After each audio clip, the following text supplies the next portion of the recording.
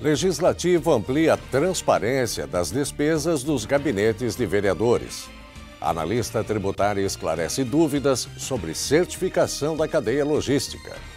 Itajaí tem mais de 300 casos de crianças e adolescentes vítimas de violência sexual. 28 de setembro de 2016, o Jornal da Câmara começa agora.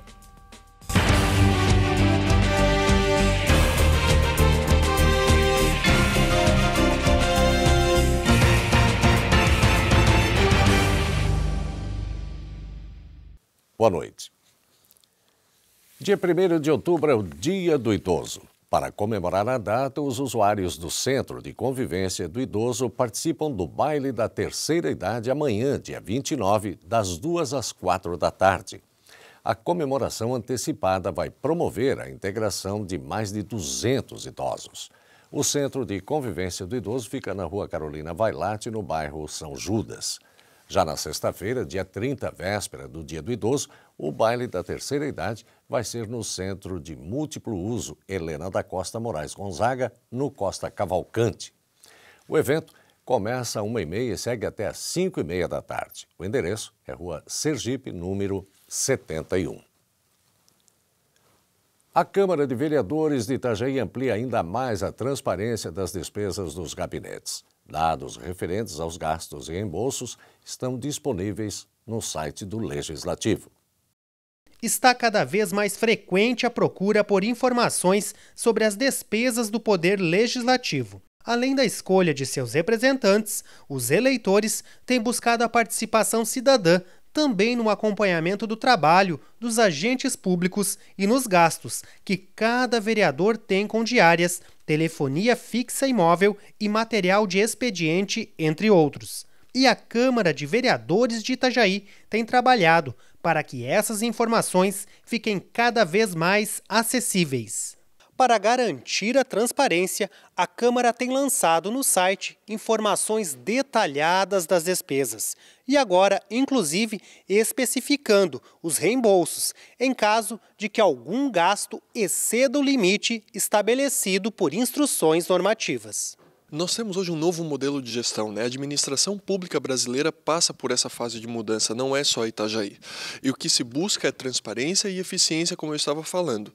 Então, com a publicidade, nós buscamos cumprir a Constituição Federal e também justificar o uso do dinheiro público. Os gastos dos gabinetes, eles são definidos por instruções normativas da Câmara de Vereadores. Nós temos a instrução normativa número 10, número 12, número 13, ali tem cotas de reprografia, de impressões, de telefonia, está tudo especificado. E as despesas institucionais da Câmara também são limitadas pela própria Lei de Responsabilidade Fiscal e pela Constituição Federal. A forma de reembolso ao erário público, em caso de algum parlamentar gastar mais do que o estipulado, também já está definida. Se houver a constatação, né, de que algum valor foi acima do teto estipulado pela Câmara de Vereadores, cabe ao parlamentar justificar esse gasto ou então já reembolsar, né, a Câmara de Vereadores. Isso é feito a partir de uma autorização de desconto na folha de pagamento do parlamentar. Para conferir os dados, basta acessar o www.cvi.sc.gov.br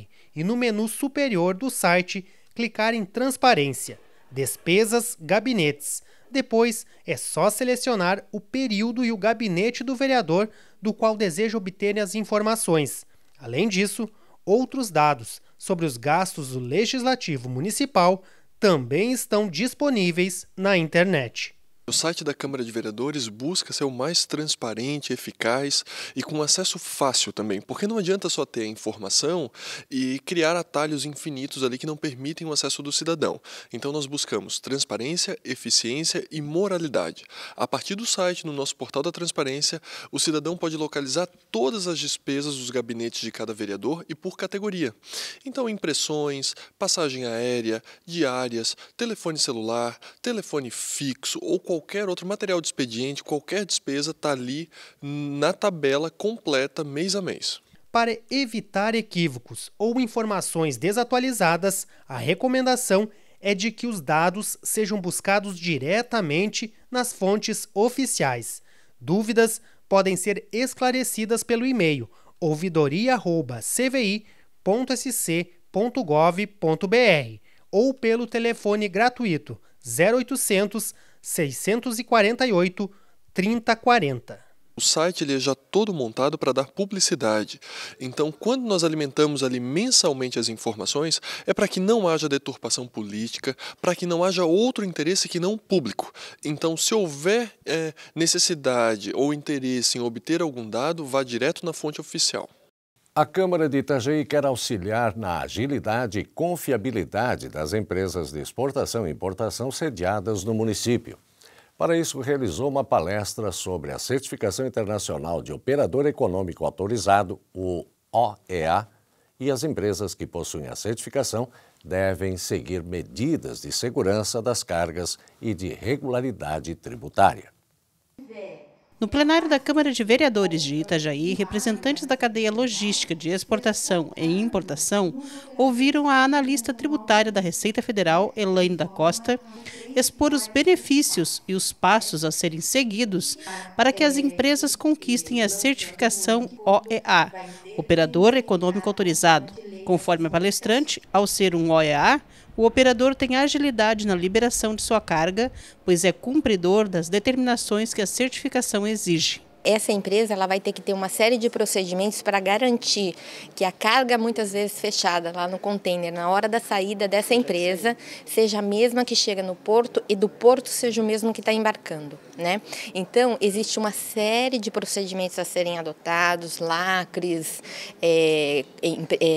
pessoal especializado para estar trabalhando, os terceiros que trabalham para essa empresa também serem certificados no programa OEA de exportação, mais ligado à segurança física da carga, para que essa carga não tenha, por exemplo, drogas ou armas que possam estar sendo exportadas no local da carga original, né, a carga declarada. A palestrante também frisou que a certificação garante que as cargas que entram ou saem do país estejam com os impostos e taxas regulares, facilitando o trabalho da Receita Federal. O programa OEA é um programa de certificação tanto em relação à segurança física da carga, quanto na conformidade do cumprimento das obrigações tributárias e aduaneiras. Na verdade, é um tratamento diferenciado para as empresas cumpridoras das normas. Essas empresas demonstrarão previamente ao despacho que são cumpridoras dessas normas, né, e que têm procedimentos adotados internamente para classificação fiscal, para valoração aduaneira, e com isso ela teria o benefício de ser menos selecionada, né? Ela teria maior percentual de canal verde. E quando selecionada, ela teria prioridade de análise pelas aduanas locais. A facilitação atinge também as cargas junto a outros países signatários da certificação OEA, que foi estabelecida pela Organização Mundial das Aduanas em conformidade com as regras da Organização Mundial do Comércio. Os documentos e procedimentos necessários para conseguir o certificado estão na página da Receita Federal do Brasil na internet. E você vai ver em instantes, Itajaí tem mais de 300 casos de crianças e adolescentes vítimas de violência sexual em 2016. É depois do intervalo aqui no Jornal da Câmara. Até já. Repolitizar é a nossa nova maneira de fazer política. A Câmara de Vereadores de Itajaí definiu medidas sérias nesta atual gestão. Com o Plano Câmara Sustentável, houve uma reforma administrativa e tivemos uma melhor gestão de recursos. Isso rendeu economia de 30% na verba anual da Câmara e foram devolvidos mais de 10 milhões de reais para a Prefeitura. Isso mostra uma gestão eficiente, comprometida e com resultados consistentes. Venha com a gente repolitizar.